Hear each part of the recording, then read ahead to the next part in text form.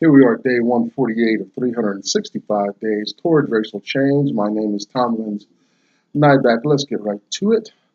We're here talking about black issues in America, how we live, breathe, what we are under, whether we're oppressed, whether you agree that change needs to happen, all these things and above. We're looking at history. A lot of my experiences come out, our present circumstance. There's a lot of black folks doing well and don't care for this message. They're moving along in the American, system. Um, have figured out secrets and codes and whatnot, and their work is done. Thank God for people like Dr. Claude Anderson, who we'll talk about in a second, and others who have been to the top and find it within their heart to turn around and look back and say, hey, this is what's really going on. Two big thoughts emerge as I continue this project. First thought is the black mind. Is the mind of black folks still passive, in a passive state, in a state to receive, waiting for instruction, ignorant of um, how America works, so to speak, still being vulnerable and prey to great powers greater than themselves. That's my concern for black people. Conversely, on the same side of the same coin is the white mind, power, entitlement, privilege, expectation of favor in not just America but the world, to live, move, breathe, to not be encumbered, to not have to navigate so much in life that I come up against is beyond me. I hope I get to that space one day, but remain loyal to the burden of wanting to educate black folks who will listen. We're going to talk about how open the mind of black folks are. Minds of black folks are. Now, now the second thought, that was two parts of the first thought. Second thought is for financial literacy. Mainly, there's a lot of literacies. We want to be as adroit at all of them as we can be. But let's say financial literacy, that's going to get the ball rolling, because money touches every single thing we do, especially in America. So I'm concerned for financial literacy among black folks, knowing how money works in America. What is this trillions of debt dollars going on? Why are we paying off? Why don't we just pay stuff off and start to live comfortably and whatnot? I'm talking about as a nation. And you gotta read some literature, get some literacy to understand that the financial system, it feeds on itself, and the motion of the feeding is what keeps it alive. You ever see a picture of a snake eating its tail? It's that kind of thing happening with money in America. And for the machine to stop is as a threat to those who are benefiting from this action and motion. But financial literacy is things you just search the internet, look at. I'll give you two resources real quick to get you going on financial literacy. First resource is a man named Robert Kiyosaki. real estate mogul. Look up Rich Dad Poor Dad stuff, and you'll find all his materials and websites and everything. Very important. And another um, resource for more of the larger economic implications, not just in the nation and the world, is a book called A Creature from Jekyll Island. I forget who, I don't have the author right now. I'm walking through that book right now myself. So that's financial literacy. It's important. Where it's huge forces are at work. Um, I think it's good to know that I don't like being passive in the system and just accepting stuff because I'm being ripped off, working when I don't want to. I have to make videos. I'm all stressed out because, my money's not working for me the way I want it to. And ad infinitum. Okay. So that'll get you started. Um,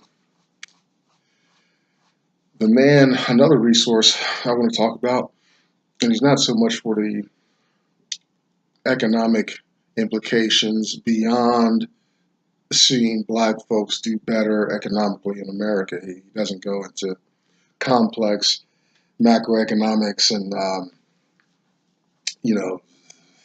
workings of the Federal Reserve and stuff like that. There's plenty of other resources for that, but he's more focused on black folks doing well. His name's Claude Anderson, and we referenced 3 of his works heavily, although we're in part 2 of a section out of Uncle Tom's Cabin. But a Black history reader, I want you to get this book. I want to show you a few resources. If you only get one book, get this book. I'll tell you how to get it in just a moment. A Black history reader, 101 questions you never thought to ask. Black labor, white wealth, search for power and economic justice, and Dr. Anderson's national plan to empower Black America, Powernomics.com. You can find Dr. Anderson at the Heritage Institute in Washington, D.C., and Powernomics.com. Powernomics and the Heritage Institute are places where you can get those resources. That's where I got them anyway. Behind me, you see the hashtag #us2 symbol. I see I got to adjust my symbol a little bit. Something's happening there. Black women supporting each other, having a great conversation. Check out Black Enough, BLAGGENUF, kind of a black Facebook, and it's the World Wide Web. You can find your community, your flavor. If you don't, start your own. Very simple. All right, we're in part 2 of chapter 14 out of Harriet Beecher Stowe's phenomenal book, Uncle Tom's Cabin, and we are, yesterday we just had the introduction of Tom on the boat and cotton and things going on, just maybe the workings, a day in the life of Tom on this boat, heading south down the Mississippi. Views of plantations, New Orleans is in the distance, activity on the boat and all that. So today I wanted to pars out in part 2, introduce a very new character to us that needs some explanation that we're going to elaborate on considerably through portions as we come back to portions of the book and on future dates. And we're first introduced, I want to introduce a couple characters, but we're first introduced to a man named St. Clare. He's a wealthy, rich, white plantation owner, and he is the father of a very young, beautiful, blonde, blue-eyed, little white girl named Eva. And she's beautiful. If you want to get an idea, now Harriet's, she's it's not a picture book, mid 1800s, but if you want to see who Ava would be like, and everyone agrees on this, you look at the young Shirley Temple. That would be Eva. And we're going to reference Shirley Temple a lot and a man named Bojangles uh, frequently for the next couple days as well. But Eva's, beautiful little white girl, precocious. She's into everything. You can't. She's beautiful. She's mature beyond her age. Um, she's all over the ship. But shortly after boarding the ship, everybody notices the little blonde white girl on the ship. Right, and it's a little respite for Tom, to see her move about and uh, her image and her freedom on the ship, and so he takes some note of that. And she's mature, free, energetic. Um, you know the type. We find people of all colors, sizes, shapes who are they just win you over. She's very empathetic towards what's going on the ship, what's going on in the lives of people. She can sense when someone is out of sorts or struggling, and she can't maybe voice a whole lot of wisdom, but she can just, um, your day is better just for her walking by. That type of individual, man or woman. We've got plenty of people on the earth like that. Um, she is since she's about the ship, she goes into forbidden areas. She hangs out with the slaves and things like that. Harriet talks about her watching one of the men shovel coal into the furnace, and Eva feels some kind of way about just the hard work, that life's toil, you know. And then Eva's feelings are exacerbated as she approaches the gang of slaves who are still fettered and chained. She's handling the chains, and she sighs and says, weighs on her heart, So she's in touch uh, with things about life, um, about people. She can discern. Um, she's not the one. Like she's beyond her years. She's not playing little girls games and stuff, but she's out amongst the adults, absorbing what the atmosphere is going on. I got to say a little shame on black folks, because black folks are so quick to uh, kind of put up this boundary between them and their children, right? White folks got children all up and down on their laps, hearing conversations and stuff like that. White folks don't run their children out of adult spaces, you know. You know what I mean? And the black folks again are missing it. They're not showing their children how to be mature, hear mature conversations. Maybe that's the problem. Maybe the conversations is so messed up. Black folks don't want the children around. I don't know. I'll never know. I was one of the ones, escorted out, just hearing grown-ups. But there's always some fussy black person running the children away out into the streets. And then, scratching our heads and smacking us around when we get in trouble with gangs and drugs and on and on. No, you let the children be there in the space to grow, to learn, But I grew up under that regime of the children go outside and play, get all banged up and stuff, hardened and taught by the streets. Not so with the white folks, and especially not in the white folks in this story. Even when Eva is in trouble, when she gets, when she's pulled aside by her guardians and parents, it's not a long conversation because how could you, this blue-eyed young girl, you're not going to do a whole lot with that. Okay. During the trip, Tom and Titus Caesar, and he's remember Tom's gentlemanly, safe, and all these things. And Tom has, amongst other things, amongst all his gifts, one of his gifts is that he likes to carve and whittle. He makes toys and instruments and whistles and things like that in his spare time.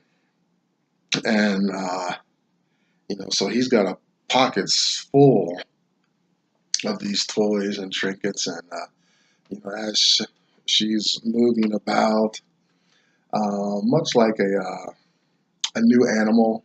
I like, you get a new animal in the house. Well, it takes time in most instances to um, for it to feel comfortable in the house, that for it to be a lap animal or whatever, you're going to have that animal with you, that pet. Well, he was the same way. So Tom, he lays these trinkets out to entice Eva, and eventually she finally stops moving long enough. She's one of those people. She's always in motion, just motion. Finally settles down, and Tom and her strike up a conversation over trinkets and things like that. And it's a very short conversation here in the book that I have. And it's just an introduction, and then shortly after, Eva is suggesting that her father buy Tom. That's it. That's the next phase. That simple. If life was only that simple, you know, to go that way. And but that's how it happens. And they quickly bond, and they're in each other's hearts and minds and everything like that. Um, he appreciates her suggestion, but blindly. He's in his prime. You know, at probably early 30s, I guess. And I'm sure he feels, okay. The white folks are saying stuff. You just stay in the moment. Don't try to get beyond. Just in the moment. A little white girl wants her father to buy me. That's good enough. He doesn't start a big dance. He doesn't go tell the slaves or anything. He stays centered right there in the moment. This, I slowed down as we got to this because I wanted to talk a little bit about some stereotypes in America. We'll revisit this consistently now that the text is going on in dispatch. And I was waiting for the little white girl to meet this older black man because in my experience in Stowe's day, this is the safest thing going for the dynamic between whites and blacks. The white folks, their children were safe with black folks, men, women, everybody. You know, uh, Maybe the blacks had a natural affinity for care, and then also the white folks had a lot of violence and power. I mean, what?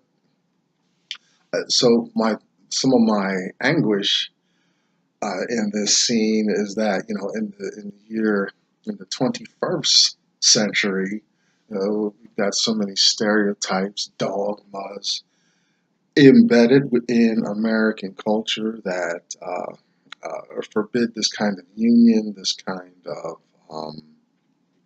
dynamic between black men and especially young white women. I know this for a fact because I experienced it in my life. You know, I was working in an intervention uh,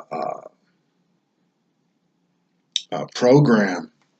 You know, I didn't do direct intervention. I was more behind the scenes. I was an educator and a computer programmer, and but very visible, understood issues of interpersonal violence towards women primarily. It happens with men as well, sexual assault, stalking, and domestic violence. Just men don't report it as much. But anyway, I was in this, circumstance, doing well, and had come into the confidence of a young white girl, where she felt comfortable enough asking me to hang out in the mountains, and I was like, yeah, okay. And not, it wasn't romantic or anything, because what had happened, months before, I suggested that the group go to the mountains together. It was kind of a to bond and be together. What work people do, what normal, healthy work people do. Don't get me started. That didn't happen. It was too late in the semester. I was in school. We were in school.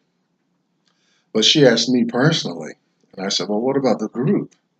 She didn't want the group. She just wanted to hang out with me. So we went up, we had a good time. My life amongst that community was spectacular, stellar, and all that until the little white girl felt comfortable enough to hang out with me in the mountains. And we just walked around the mountains. We saw other hikers, dogs, deer, and whatnot. Just a platonic time, you know. Man, when we got back, did the system rise up and rear its ugly head that I had, that with me and the little white girl had such a relationship and a bond developing, all that. A backlash was ruinous to the nth degree. But I went back to drinking and smoking crack again because I just couldn't take it. Just messed me up for a long time. I'm over it now, chuckle about it now, but I went through a serious depression over that. And this is before I got in touch with information and understood dynamics in America, discrimination, prejudice. It's when it comes home in that sick, demonic way in which it did, it crippled me. It threw me for a loop. I'm aware of it now. It was a good learning experience. I lived, so I'm a little stronger from it. But it was a crime, right? So what Harriet Beecher Stowe is showing here is it's a crime today, right? I gotta do some research to see when that turned around, but this was the standard, the status in America. I don't, and I'm still scratching my head of how we get to Shirley Temple and Bojangles. Um, that's what it would look like on screen. Like Google it, and there's YouTube videos of Bojangles and Shirley Temple. That's the dynamic of Uncle Tom and Eva here in Harriet Beecher Stowe's book. It comes right out of her book. Her book informs literature. Her literature informed the nation at that time, and you get a theater and literature from from this book. Anyway, we're going to talk more about that later, but that was the acceptable dynamic. The little white girl safe with the black man. So I'd like to see how the nation got into these crazy hate stereotypes, myths about the black man being dangerous. The black man was everything but dangerous in slave society. That's not the norm. You know, you're going to find your outliers in every argument, but in the norm, in the model, and what is easily expected, you, you find that the black man docile, castrated, powerless, um, non-thinking, impotent, you know, all this stuff, safe, you know, and for that to become uh, demonized, that's not an agenda forwarded by Black America at all. Some other powers are fueling that fire, and I think we can guess who is at um, that propaganda here in America. Uh, okay, so here we go. So the boat stops, and they are, you know, unloading, loading. And it's a stop along the Mississippi. Eva leaves Tom. She actually goes up to upper deck with her father, and they're watching the activity down below. And an odd wave or wind or something jostles the boat, and we hear a great splash. And we're going to end right there, leave you with a little cliffhanger, because you didn't get the boat, you don't know what happened. I mean, you didn't get the book, you don't know what happened. There. That's what happens when you don't get the book. So we hear splash. Let's find out tomorrow what it's all about. I'm Thomas Nye, back, day 148, out of the way, on our way. I'll see you tomorrow. Let's find out what happened.